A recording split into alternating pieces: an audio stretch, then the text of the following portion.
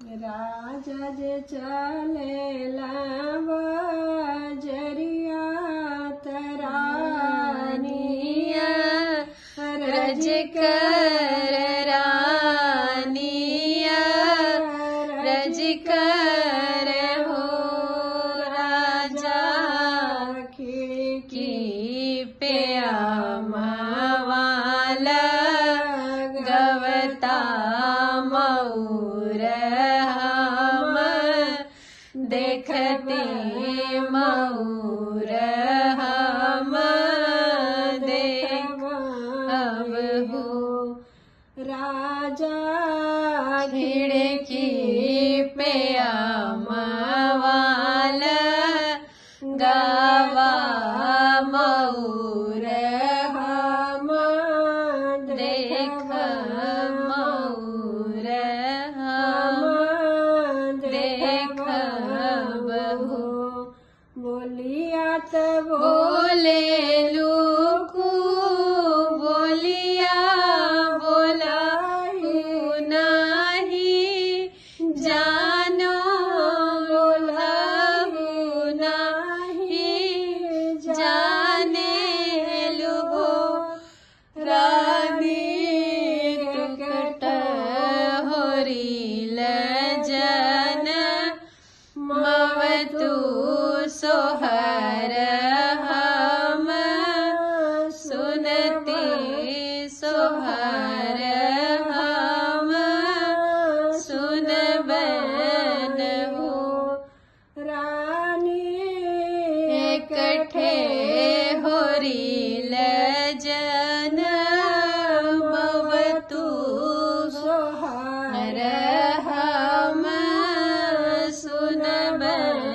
सोहर हम सुनबन हो हथवा में लिहली तिल चाउर सूरज मनावेली सूरज मनावेली हो सूरजू बोलिया पे करहु विचार पुरुष बोलिया बोले पुरुष बोलिया बोले लहो सूरजू बोलिया पे करहु विचार पुरुष बोलिया बोले पुरुष बोलिया बोले लगो घरी रात बीतली पहर रातिया उरी पहर राती हो ललना होते भी नुसार पहर फाटे होरीला जनम लेल बबुआ जनम लेल हो ललना होते भी नुसार फाटे बबुआ जनम लेल बबुआ